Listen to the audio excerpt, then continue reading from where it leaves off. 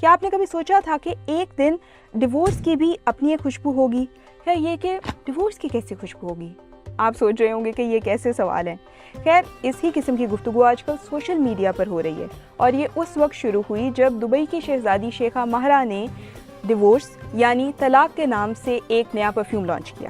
Dubai کے شیخ محمد بن راشد ال مکتوم کی بیٹی شیخہ ماہرہ وہی شہزادی ہیں جنہوں نے اسی سال جولائی یعنی 2 ماہ قبل انسٹاگرام پوسٹ کے ذریعے اپنے شوہر کو طلاق دینے کا اعلان کیا تھا۔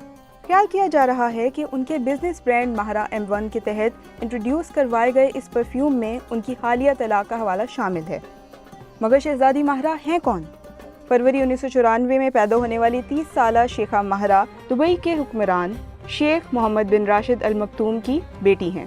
ان کی پرورش متحدہ عرب امارات میں ہوئی اور ان کی والدہ یونانی شہریت بھی رکھتی ہیں، جبکہ نیوز ایجنسی الجزیرہ کے مطابق شہزادی ماہرہ یونانی اور عربی دونوں زبانیں بول سکتی ہیں۔